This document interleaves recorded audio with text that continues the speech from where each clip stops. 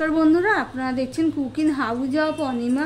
आज के आमी टाइटल और थाम्बनेल देखे तो बुझेই গেছো। हाँ आज के आमी घुगनी करब, सेटाई তোমাদের সাথে শেয়ার করব।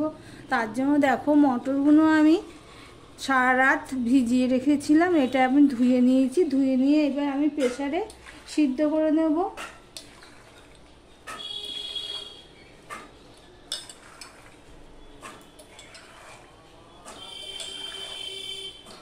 এতটাই স্বাদ হয়, হ্যাঁ মাংস না দিয়েও মাংসের স্বাদ পাবে, এতটাই স্বাদ হয়।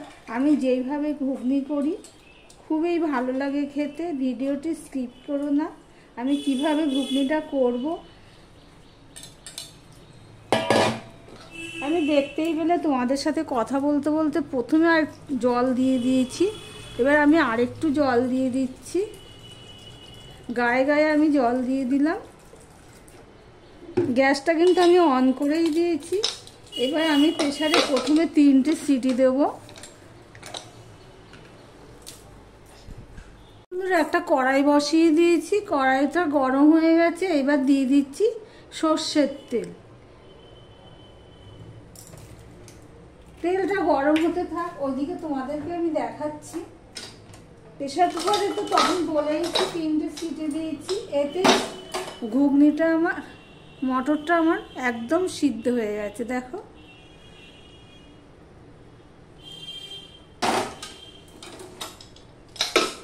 তেলটা গরম হয়ে গেছে। এবার দিয়ে দিচ্ছি সর্ষের তেল, 5 ফোড়নটা দিয়ে দিলাম।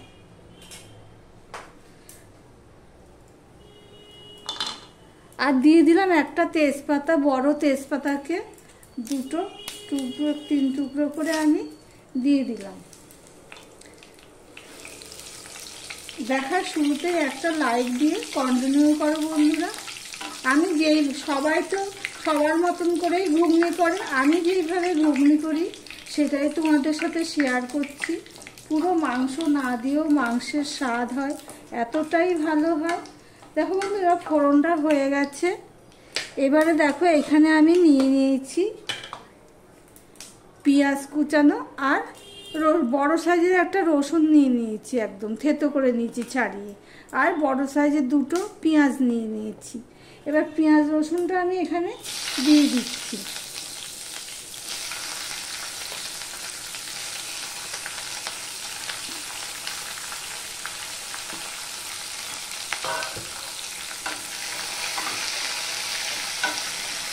এবারে দেখো এখানে আমি আলু কেটে নিয়েছি।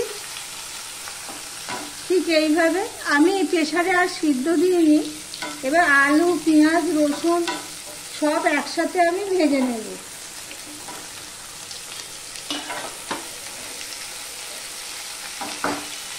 এবার আমি ঢাকা দিয়ে দিয়েই ভেজে নেব, তাহলে আলুটাও সিদ্ধ হয়ে যাবে।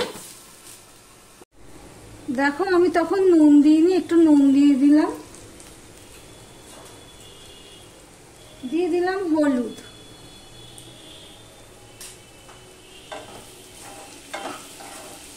ভালো করে মিশিয়ে নিচ্ছি।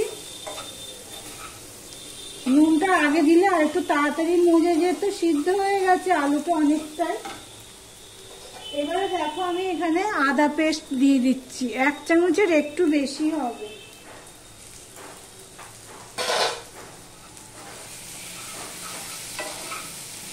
সম্পূর্ণটা আমি মিশিয়ে দিলাম, দিয়ে একটুখানি কষিয়ে নেব।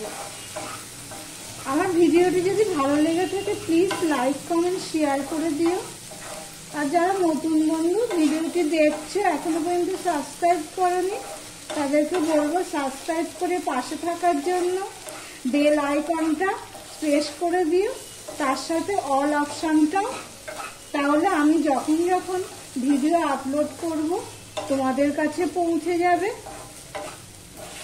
দেখো সম্পূর্ণটা আমি মিশিয়ে নিয়েছি, তোমাদেরকে আমি দেখাচ্ছি আলুটা সিদ্ধ হয়ে গেছে।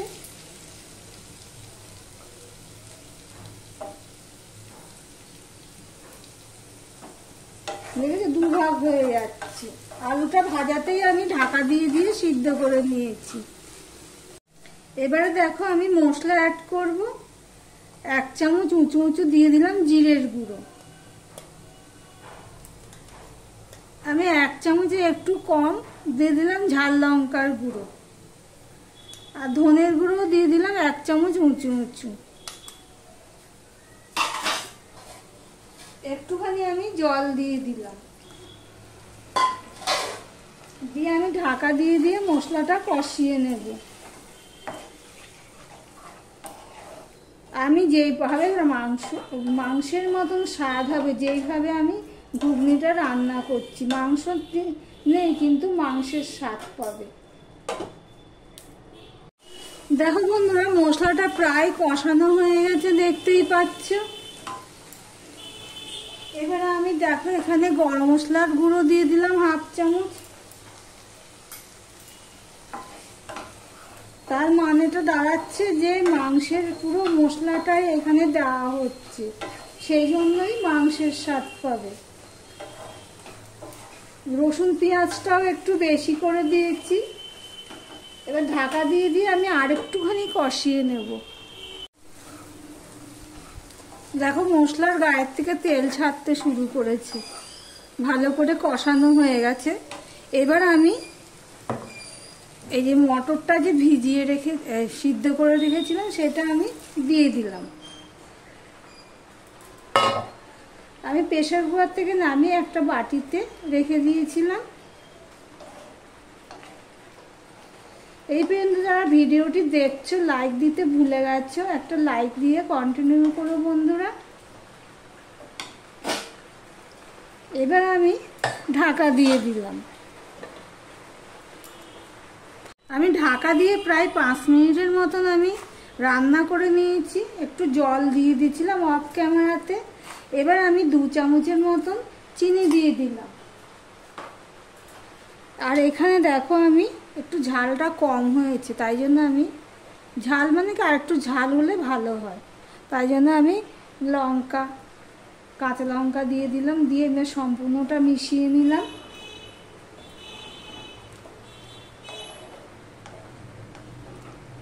আমরা তো ভাতের সাথেও এইভাবে ঘুগনি করে খাই, খেতে ভালোই লাগে।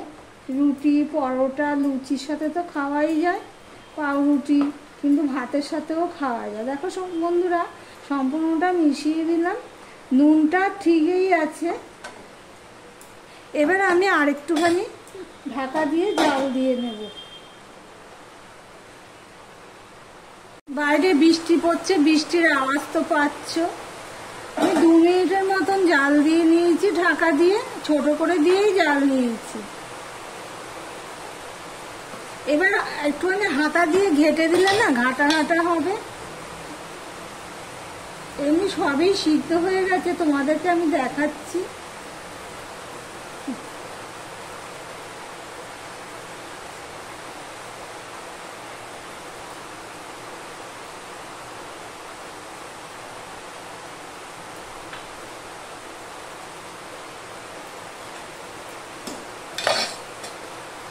তাহলে ভিডিওটি আজকের মতন এখানেই শেষ করলাম।